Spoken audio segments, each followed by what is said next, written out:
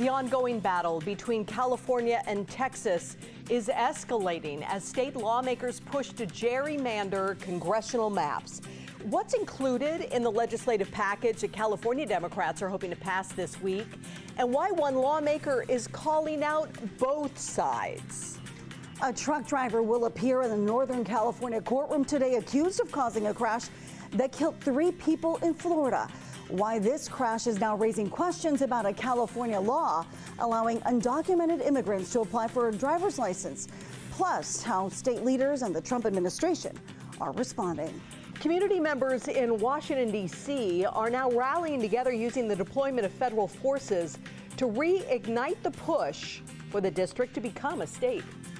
Folks need to be fired up for our need and our demand for D.C. statehood. Now is the time, and we cannot let a good crisis go to waste. We need to take advantage of the agenda being set to talk about D.C., and we need to be the ones talking about it. Well, how some Republican-led states are now helping the Trump administration's efforts to crack down on crime, and D.C.'s mayor is calling the takeover unnecessary. And normal temperatures today, but we have plenty of alerts in place ahead of this weekend's intense heat wave. I'll break down the details of this heat wave coming up. You're watching Fox 26, and now, great day.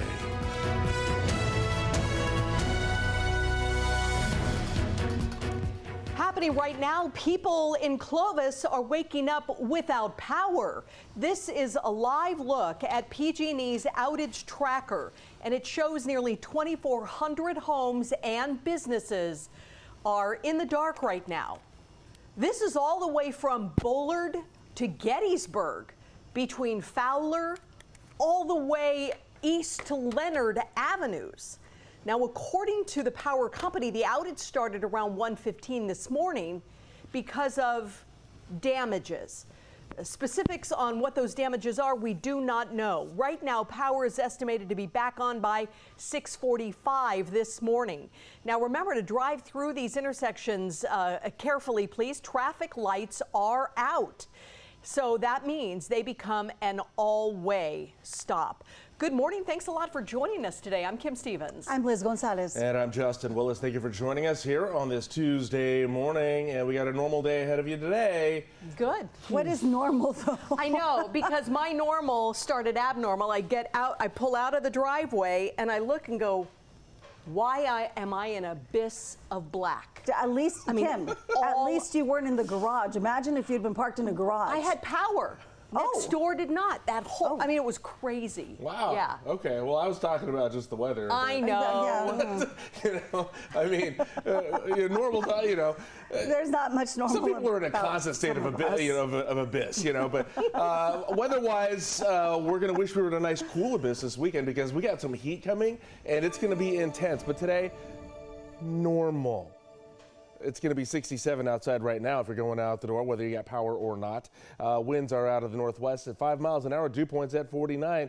And here's the rest of your day. So yeah, normal temperatures today. We have plenty of sunshine, 74 degrees at 10 a.m. At noon, it's going to be 85. And at 5 o'clock, it's going to be 95 degrees, right about where we should be for this time of year, 5 to 10 mile an hour wind speeds for you.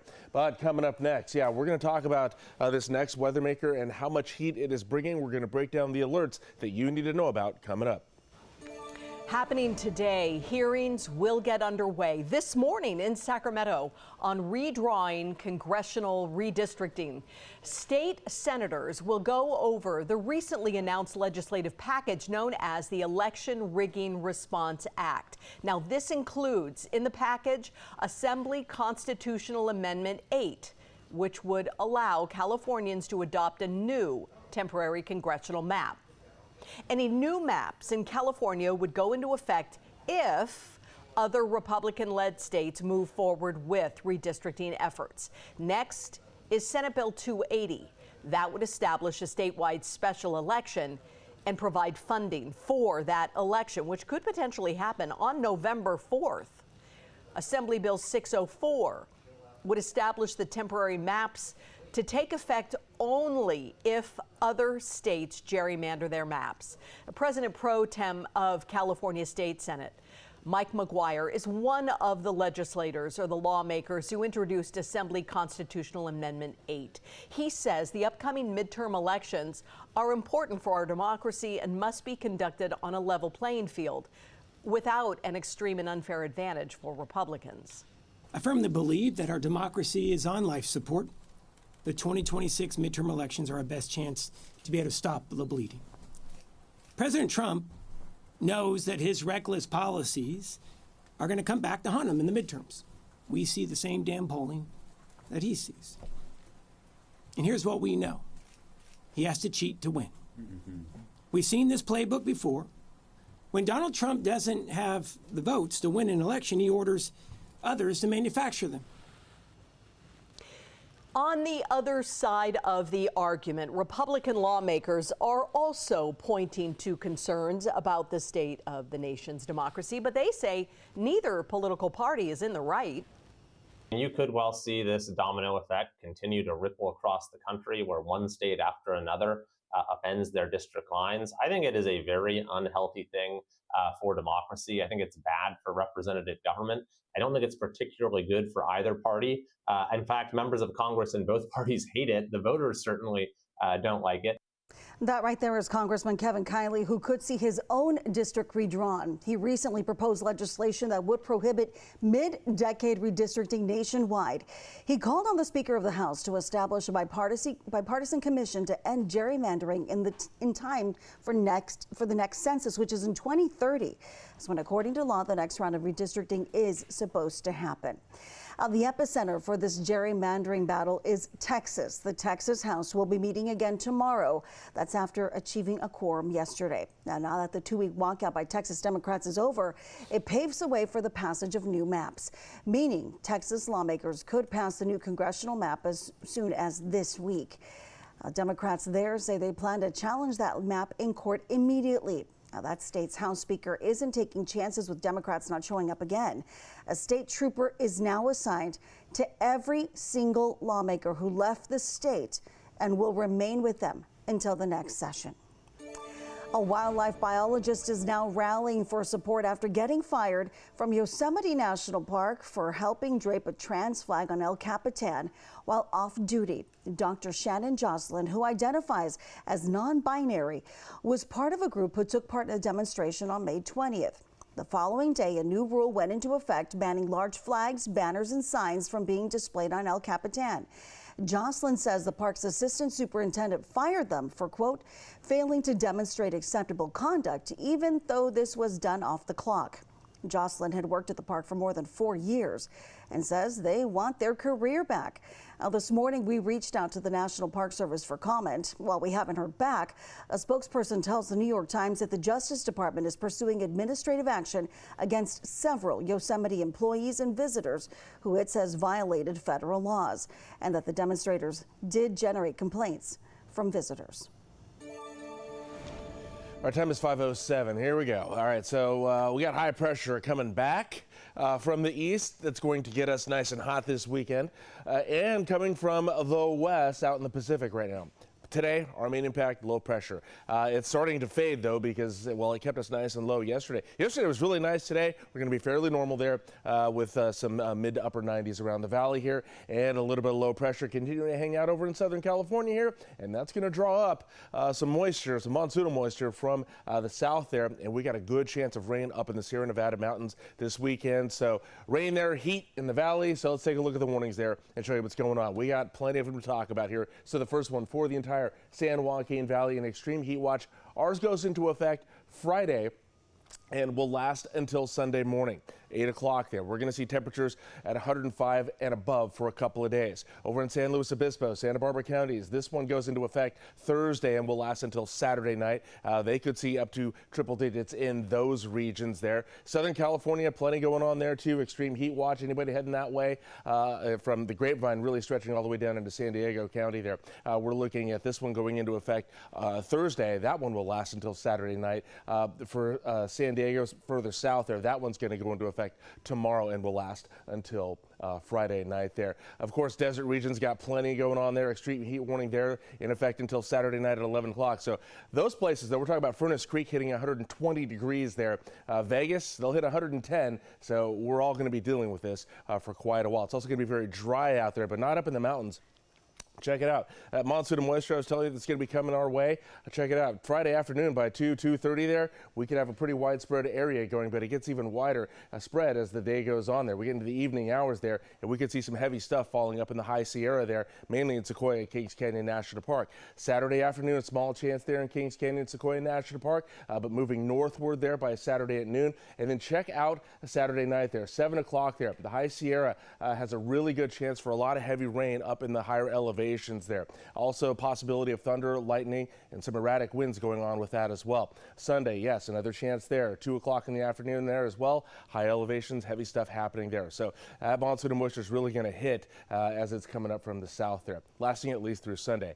I mentioned it was going to be dry, and it is going to get dry here in the valley as the days go on here. We're at 38% today, though. It'll likely drop in the next couple of days at its lowest point, 20% this afternoon. Tonight, rebounding to 44%. We'll be at 48 on your dew point today. Next 3 days look like this temperature-wise. A normal 97 for you today.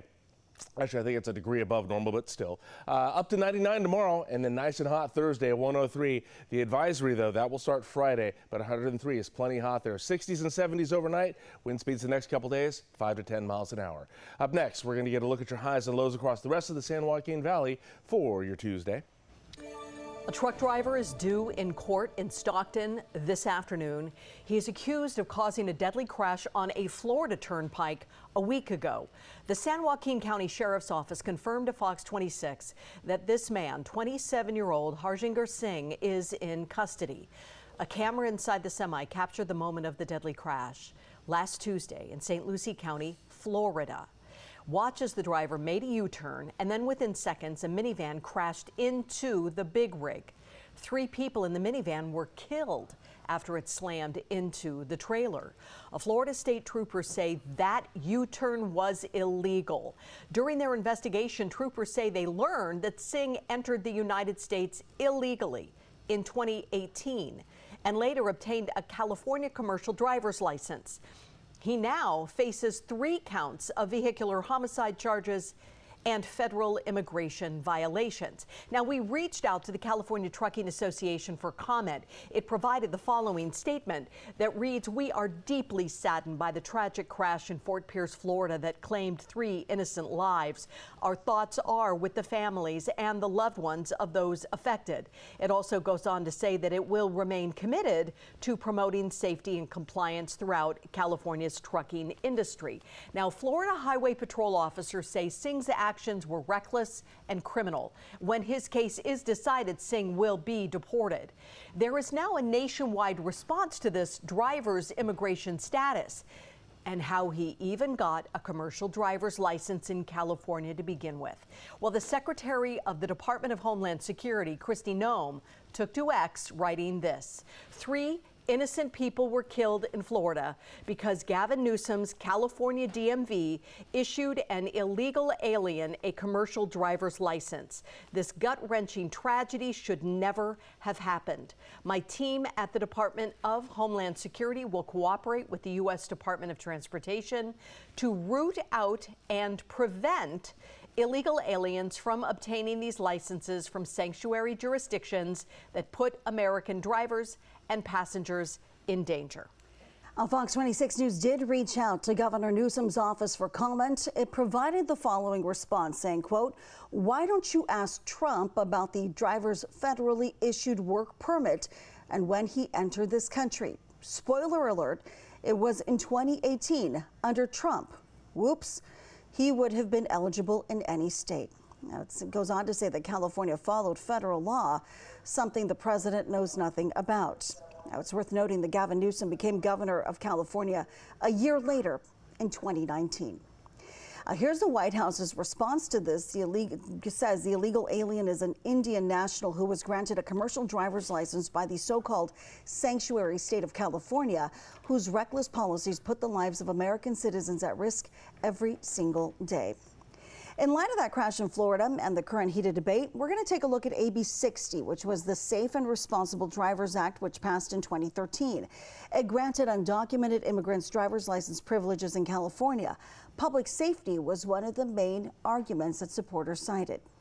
Statistics show that untrained drivers are 3 times more likely to be involved in accidents. When we took the licenses away from immigrants, we had the safest roads in the nation.